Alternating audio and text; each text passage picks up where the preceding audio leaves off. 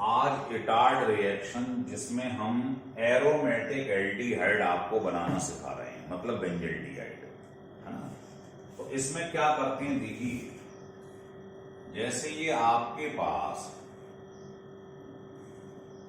Toluene,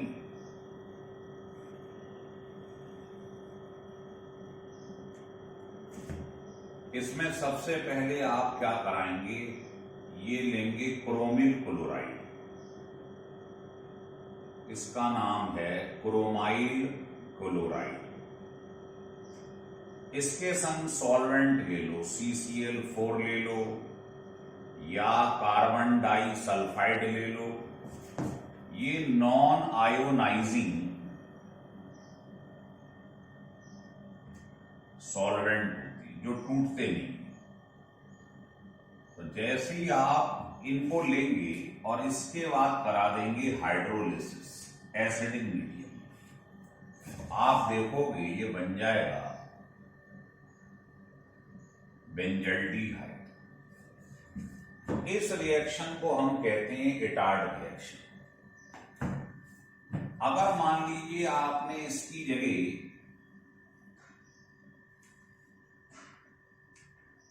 ethyl benzene ले ली, ethyl benzene, और यही रिएक्शन करवा दी, तो क्या होगा, ये जो कॉर्नर वाला CH3 दिखाई दे रहा है, यहां पर एल्डिहाइड ग्रुप आ जाए।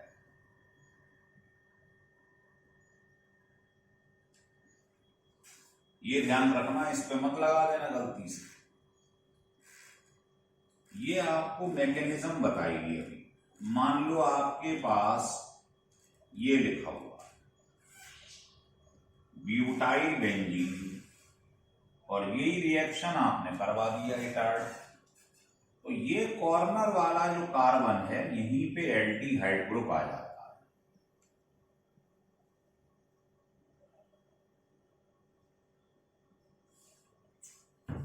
तो ये था इटार्ड रिएक्शन, एल्काइल ग्रुप से एल्डिहाइड ग्रुप कैसे लाती है, और इसकी मैकेनिज्म क्या है, ये रिएक्शन हुआ कैसे, ये आपको बताती है। इसको लिख लीजिए फिर समझा।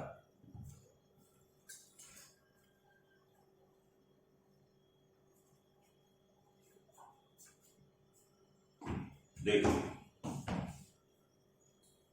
तो मान लीजिए मैं इस रिएक्शन की आपको मैकेनिज्म बताने जा रहा हूं।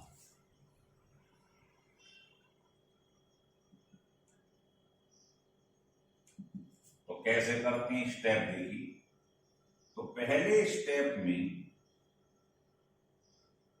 ये हमारे पास जो टॉल्यूइन लिखा हुआ है, इसके 2 H बाहर निकालिए,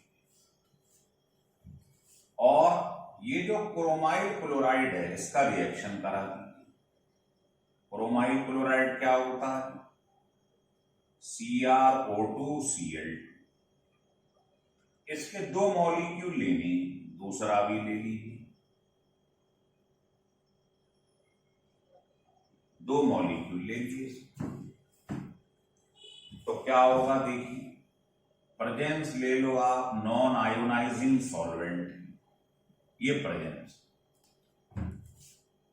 तो ये क्या होता है, ये जो बॉन्ड है इसमें हो जाता है होमोलिटिक फिजन, एक इधर आ जाता है इलेक्ट्रॉन, एक इधर, एक इधर, एक इधर। होमोलिटिक फिजन जानते हैं ना, फ्री रेडिकल बनते हैं, एक इलेक्ट्रॉन इधर, एक इलेक्ट्रॉन इधर। ऐसे ये जो बॉन्ड है मतलब 2 इलेक्ट्रॉन, एक इधर, एक इधर, एक इधर, एक इधर, पूरे में फ्री रेडिकल बन गया है। अब क्या होता है देखिए, ये जब यहां पर आएगा क्या, इलेक्ट्रॉन, और इसमें भी आएगा इलेक्ट्रॉन, ये फिजन हो गया, टूट गया, एक इलेक्ट्रॉन ये ले गया, एक ये ले गया। तो ये वाला जो H देख रहे हैं, ये इसके संग क्या हो जाता है, अटैच हो जाता है। ऐसे ये दूसरा मॉलिक्यूल है, इसमें भी यही हुआ है, तो ये जो H है वो इसके संग अटैच हो जाता है। तो इस O के संग H अटैच हो जाए। अब एक इलेक्ट्रॉन तो इधर आ गया, एक इलेक्ट्रॉन इसमें से यहां आ गया, तो ये जो आपको दिखाई दे रहा है कि देखिए ये वाला जो यहां पर आया था फ्री इलेक्ट्रॉन वो तो इससे जुड़ गया, ये जो दूसरा दिखाई दे रहा है आपको ये क्या होता है, ये इस सी से जुड़ जाता है, जो पेयर आ गया है, ये वाला हो और ये वाला हो। तो ये जो आपको दिखाई दे रहा है ऐसे बना देता हूं, इन पर जो फ्री रेडिकल आ गया है वो इससे अटैच हो जाता है, इससे अटैच हो जाता है, और ये वाले जो H थे ये इन O से अटैच हो जाती हैं। तो बताना क्या बनेगा। तो अगले स्टेप में आप क्या देखेंगे, ये वाला O इससे अटैच हो गया, ये यहां से हट गया OH, और CH से जुड़ गया क्या, ये वाला O, इसी CH से जुड़ गया ये वाला O, और संग में क्या है, Cr के संग 2 Cl2 और ये वाला OH, यही चीज यहां पर होगी। तो ये इंटरमीडिएट बन गया है, इंटरमीडिएट, इसे क्रोमियम कॉम्प्लेक्स कहते हैं।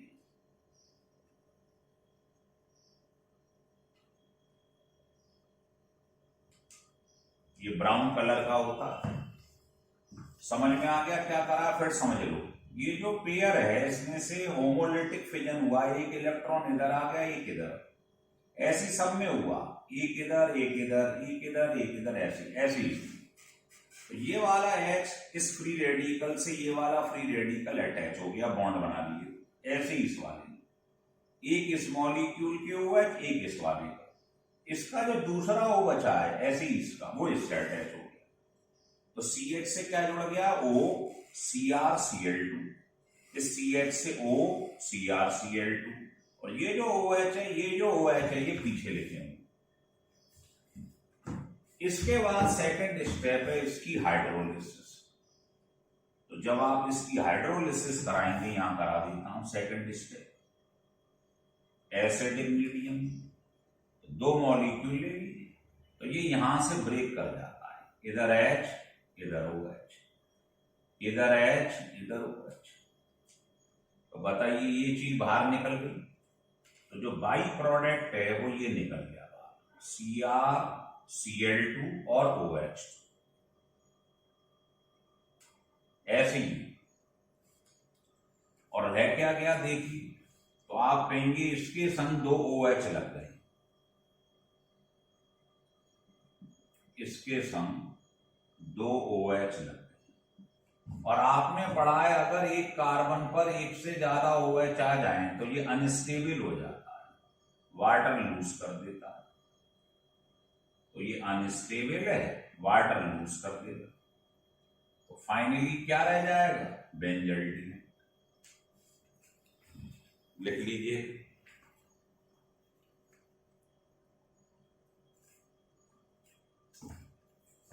तो आ गई समझ में इसकी मैकेनिज्म। जहां CH3 ग्रुप था वहां CHO ग्रुप आ गया है, लिख लीजिएगा।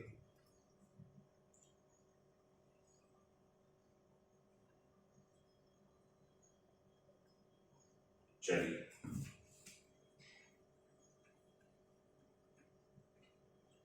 तो ये तो हमने आपको टॉल्यूइन से बता दिया कैसे बनता है, और भी आप चाह रहे हैं टॉल्यूइन से और भी बनाया जाए, ये तो इटार्ड रिएक्शन था।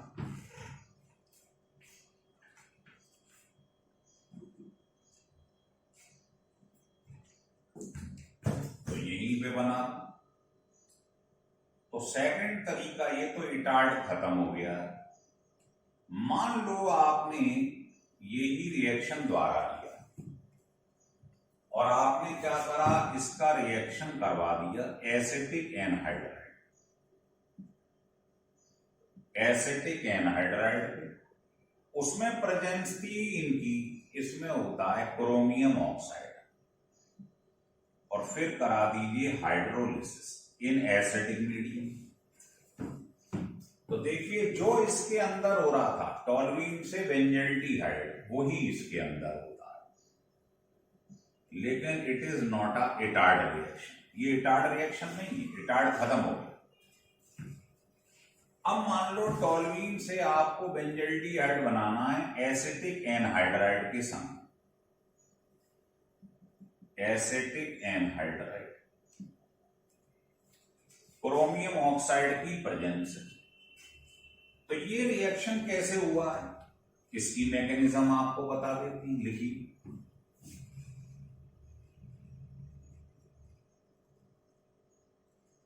तो बिल्कुल वही पुराना वाला तरीका है। क्या, देखिए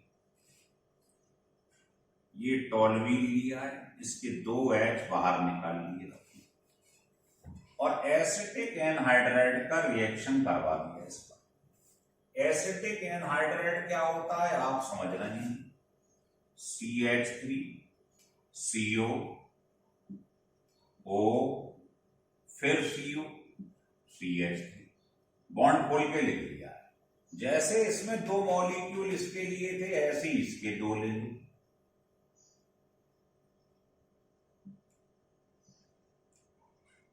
दो मॉलिक्यूल ले और क्रोमियम ऑक्साइड की प्रेजेंस ले लो,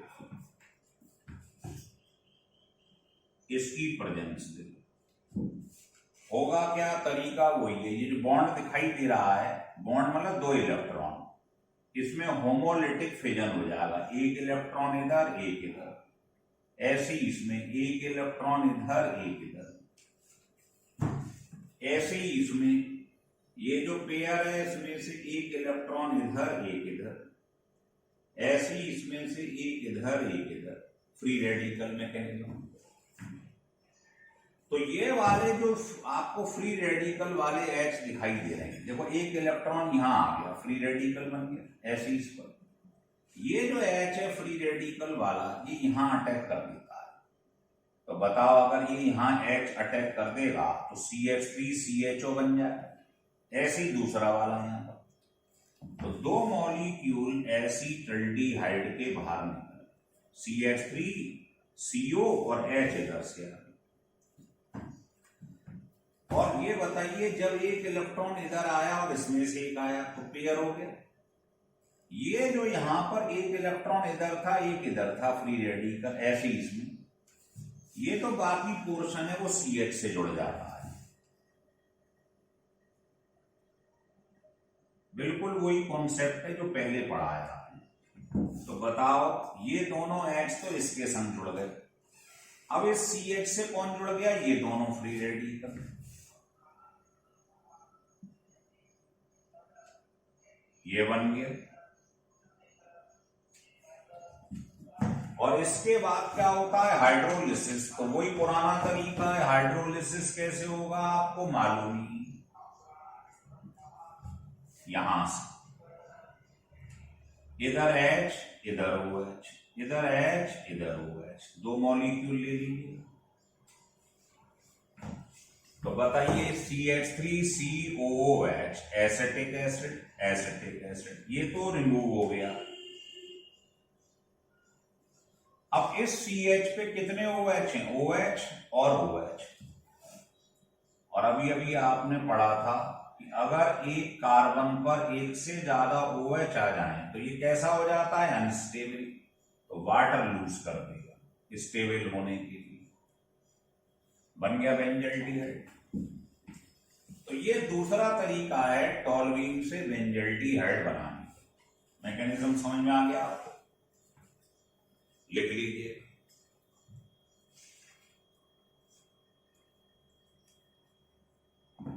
चलिए, तो ये बहुत ही इंपॉर्टेंट तरीका था जो आपको बताया गया। अगर आपको ये अच्छा लगा हो तो आप इसको सब्सक्राइब और लाइक जरूर करिए।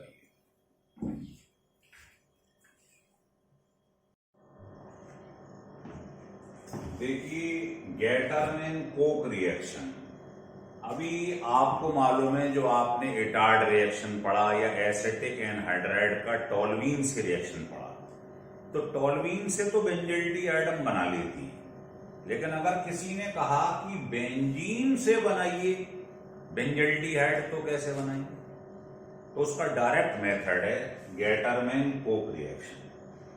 तो कैसे बनाएंगे आप, बेंजीन से एरोमेटिक एल्डिहाइड मतलब बेंजल्डिहाइड कैसे बनाएंगे। तो उसका तरीका ये है कि ये बेंजीन है, इसका रिएक्शन करवाइए कार्बन मोनोऑक्साइड और ड्राई HCl। प्रेजेंस हम लेंगे एनहाइड्रस एल्यूमिनियम क्लोराइड, जैसे फ्रीडल क्राफ्ट में लेते। तो क्या होगा, आप देखोगे इससे बेंजल्डिहाइड बन जाएगा और HCl एज इट इज बाहर निकल जाएगा। तो ये रिएक्शन कहलाता है गटरमैन कोक रिएक्शन। ये रिएक्शन सिमिलर होता है, आप कहेंगे किसके सिमिलर होता है? It is similar to Friedel craft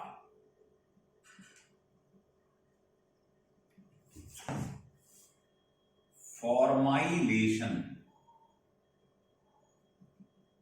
reaction. ये इसके जैसा होता है।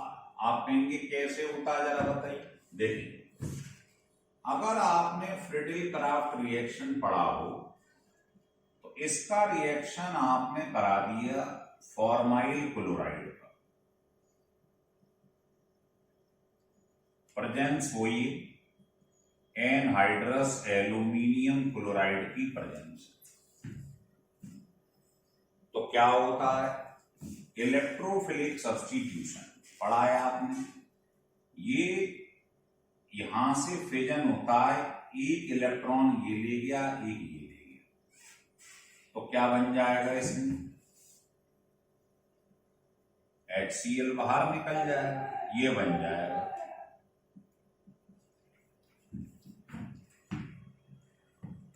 समझ में आ रहा?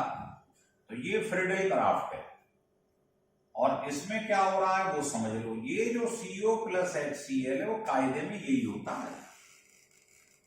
CO प्लस HCl जो है ये क्या बन जाएगा? HCOC। तो फॉर्माइल क्लोराइड ऐसे बन जाता है। तो आप ऐसे लिख लो या ऐसे लिख लो, बात हुई की। तो इसको ही आप ऐसे लिख सकते। अब ये कैसे बना इनके मिलने से, तो वो आप जानते हैं। देखिए, CO जो है वो ऐसे बनता है, इसका रेजोनेटिंग स्ट्रक्चर। O के पास डबल बॉन्ड होता है पर ट्रिपल है, तो प्लस लिख के डेफिशिएंसी कर दो।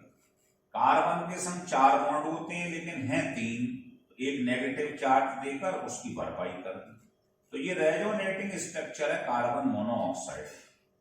ये जब HCl से रिएक्शन करता है तो क्या होगा आपको मालूम ही, ये ज्यादा इलेक्ट्रोनेगेटिव, ये पेयर को खींच ले। समझ में आ रहा है? तो पॉजिटिव वाली चीज यहां अटैक कर देगी नेगेटिव की साइड में। तो यहां पर क्या बन जाएगा आपके पास में,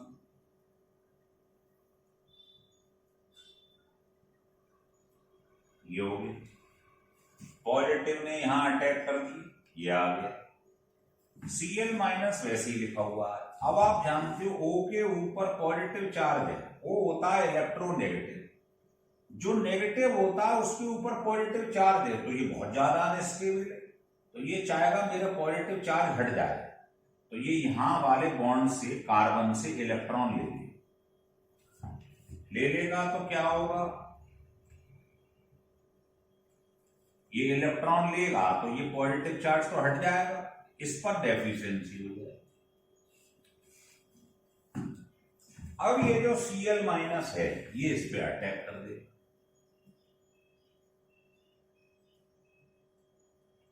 तो ये जो लिखा हुआ है HCOCl, ये बताया ये प्लस ये HOCl कैसे होता है, ये प्लस ये HOCl कैसे होता है। तो ये और ये एक तरीके से सेम है दोनों के।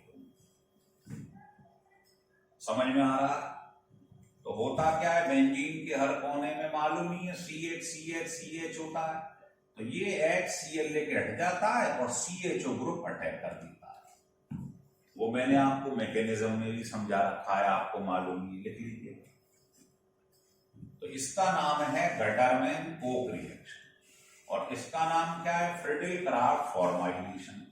दोनों एक ही चीजें देखने में आप देख लीजिए, इनका सम जो होता है वो यही होता है। ये मैंने बताया कैसे होता है। हो गया क्लियर, लिख लीजिएगा।